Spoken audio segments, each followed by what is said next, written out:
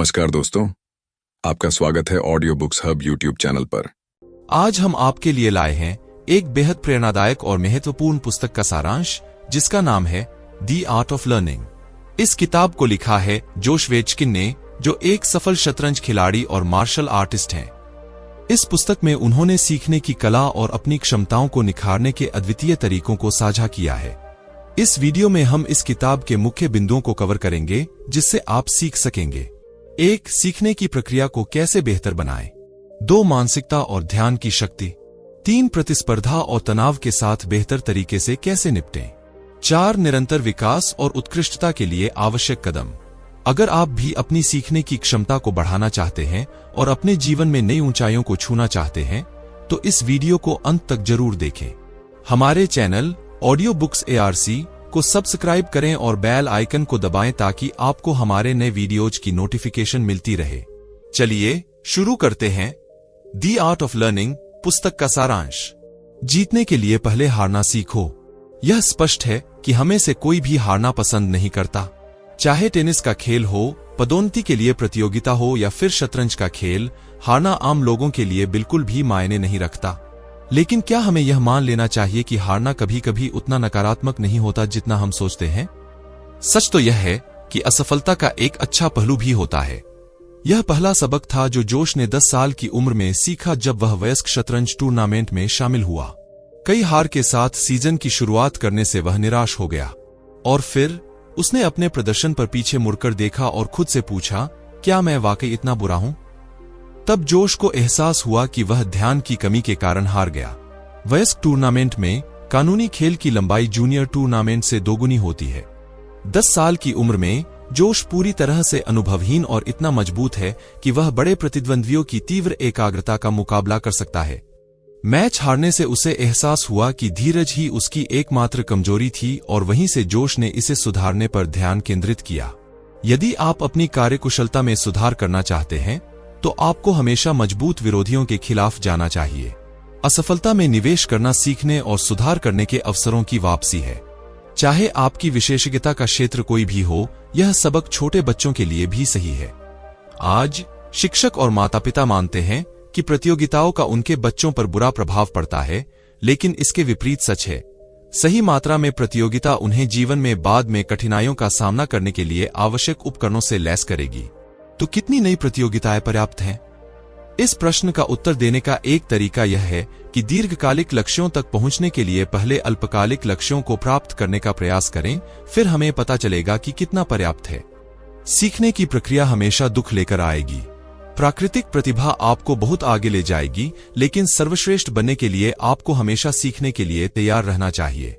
यानी आपको गलतियों और उन कारकों से निपटना होगा जो आपको चोट पहुंचाते हैं। यह कठिन लगता है, लेकिन यह सीखने की प्रक्रिया का एक अनिवार्य हिस्सा है। नई चीजों को स्वीकार करने की प्रक्रिया में हम लगभग हमेशा मानसिक और शारीरिक रूप से कमजोर, थके हुए और निराश महसूस करते हैं।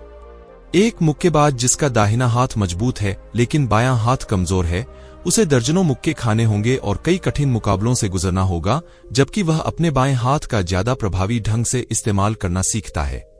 हालांकि हम जानते हैं कि वास्तविकता से ऊपर आना, गलतियां करना और धीरे धीरे आगे बढ़ना मुश्किल है, इसलिए हमें से हर किसी को यह सुनिश्चित करना चाहिए कि हम कभी भी खुद पर संदेह न करें। अगर ऐसा होता है तो यह हमें नीचे की ओर ले जाएगा, जिससे हम सभी छोटी छोटी गलतियों के लिए खुद को कोसने लगेंगे और वहां से हमारे लक्ष्यों तक पहुंचने की हमारी क्षमता धीरे धीरे गहरे समुद्र में डूब जाती है। सौभाग्य से इस दुष्चक्र को समाप्त करने का एक तरीका है, हर बार जब आप कोई गलती करते हैं तो एक कदम पीछे हटना। अगर प्रशिक्षण और अभ्यास के दौरान कुछ भी गलत हो जाता है, तो सबसे पहले अपने दिमाग को साफ और स्पष्ट रखें।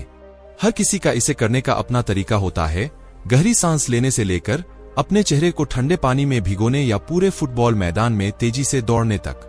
चाहे यह आपके लिए काम करे या न करे, हमें से हर किसी को सकारात्मक ऊर्जा को प्रवाहित रखने के लिए अपने खुद के रहस्य की आवश्यकता होती है। अद्यतन रहें और सीखना बढ़ाएं। दुनिया में जितने भी प्रेरित और प्रतिभाशाली लोग हैं, उनमें से कुछ ही महान काम कर पाते हैं। क्यों? दुर्भाग्य से बहुत से लोग सिर्फ एक गलती के बाद सफलता के अपने रास्ते से भटक जाते हैं। यह सीखने का तरीका है जिससे बचना चाहिए। जब आप अपनी बुद्धि, कौशल और प्रतिभा को परिवर्तनशील इकाई के रूप में देखते हैं, तो सफलता या असफलता आपके पास मौजूद इकाई की मात्रा का परिणाम लगती है। यह आपको जीवन की कठिनाइयों का सामना करने पर बहुत जल्दी निराश कर देता है, क्योंकि तब आप मानते हैं कि यदि आप पहली बार बाधाओं को पार नहीं कर पाए तो आप अगली बार उनसे पार नहीं पा सकेंगे। संक्षेप में, इकाई दृष्टिकोण आपको वास्तविक सीखने की अवधारणा के बारे में बहुत ही भ्रामक दृष्टिकोण देता है। यदि आप प्रशिक्षण में अपरिहार्य गलतियों और चूक से सीखना चाहते हैं, तो आपको एक सुदृढ़ीकरण दृष्टिकोण विकसित करना होगा। कड़ी मेहनत के साथ गहन विकास विधियों का उपयोग करने से व्यक्ति सभी अवधारणाओं और कौशलों को समझ सकता है। अमेरिका में एक प्राथमिक विद्यालय की कक्षा में शिक्षक ने छात्रों को समस्याएं दी ताकि इन दोनों दृष्टिकोणों के बीच अंतर देखना आसान हो। पूरी कक्षा ने इसे बहुत जल्दी हल कर लिया और उन समस्याओं की ओर बढ़ गई जो इतनी कठिन थीं कि कोई भी उन्हें हल नहीं कर सकता था। उस समय शारीरिक दृष्टिकोण वाले बच्चे बहुत जल्दी निराश हो गए, जबकि सुदृढ़ीकरण दृष्टिकोण वाले बच्चों ने बहुत रुचि दिखाई। अंत में तीसरी बारी पर शिक्षक ने कक्षा को आसान समस्याओं पर वापस लाया। सुदृढ़ीकरण दृष्टिकोण समूह ने एक बार फिर श्रेष्ठता दिखाई। इसके विपरीत इकाई दृष्टिकोण समूह आत्मविश्वास की हानि के कारण इस अभ्यास को हल नहीं कर सका। कौशल को सजगता में बदलने का अभ्यास करें। हमें से ज्यादातर लोग सोचते हैं कि मार्शल आर्टिस्ट की अविश्वसनीय गति और लचीलापन अप्राप्य है, लेकिन क्या यह सच है? ये मास्टर्स बस हर दिन अभ्यास करते हैं और इस हद तक अभ्यास करते हैं कि वे सहज रूप से प्रतिस्पर्धा के स्तर तक पहुंच जाते हैं।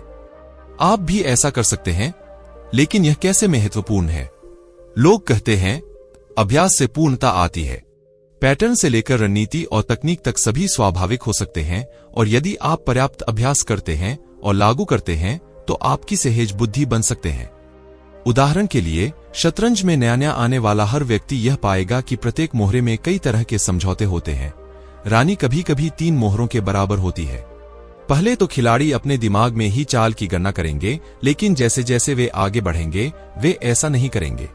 एक हद तक जो मशीन जैसा लगता था वह धीरे धीरे सहज और सजग हो गया। खेल तभी वास्तव में दिलचस्प होता है जब चालों के संयोजन आपके खून में घुल जाते हैं। कुशल और अनुभवी खिलाड़ी अपने विरोधियों को भ्रमित करने और इस तरह लाभ प्राप्त करने के लिए बहुत ही छोटे बदलावों के साथ बहुत ही कुशलता से रणनीति लागू करते हैं। अंतर्ज्ञान का अभ्यास करने का सबसे बड़ा लाभ मन को मुक्त करना है। जब आपको यह याद रखने की जरूरत नहीं होती कि सामरिक मॉडल को कैसे तैनात किया जाना चाहिए, तो आप अपने दिमाग को बारीक विवरणों पर ध्यान केंद्रित करने के लिए मुक्त कर सकते हैं। परेशान होना लचीलापन अपनाने का एक अच्छा अवसर है। कल्पना करें, जब फोन बजता है या आपके बच्चे आपके साथ खेलने के लिए कमरे में दौड़ते हैं या आपका प्रेमी आपसे कोई बहुत महत्वपूर्ण प्रश्न पूछता है, तो आप बहुत ध्यान केंद्रित करते हैं। क्या आप असहज महसूस करते हैं?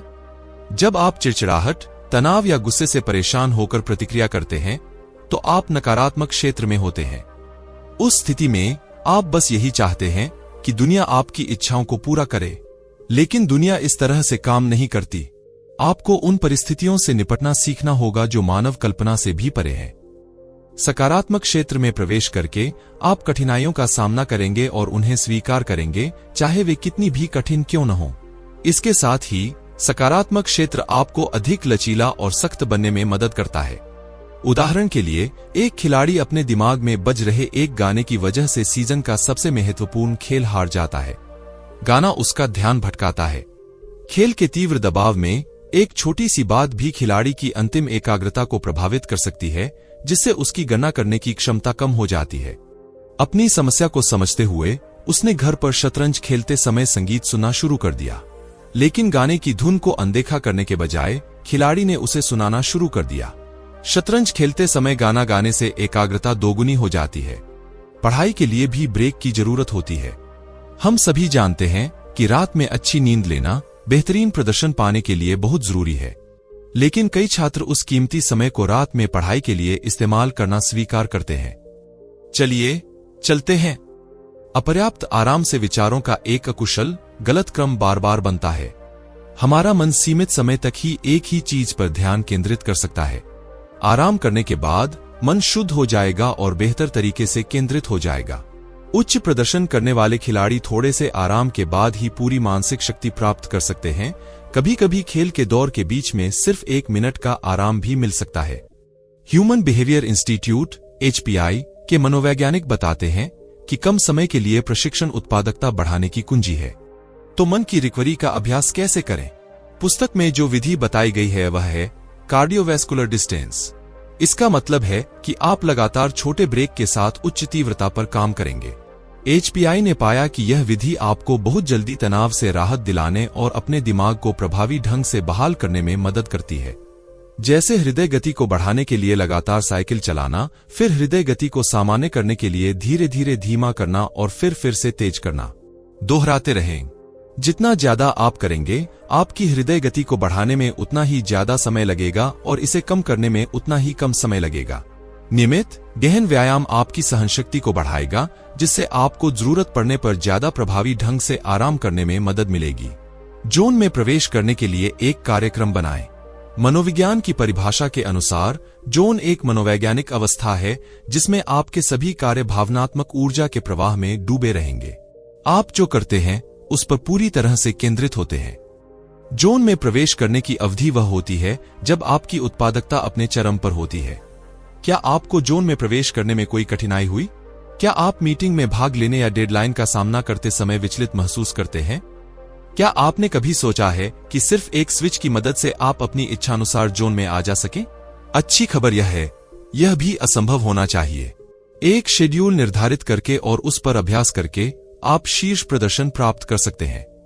उस पल के बारे में सोचें जब आप शुद्ध ध्यान के बारे में 100% पूरी तरह से जागरूक होते हैं, वह पल जब आपके आसपास की हर चीज का अस्तित्व समाप्त हो जाता है।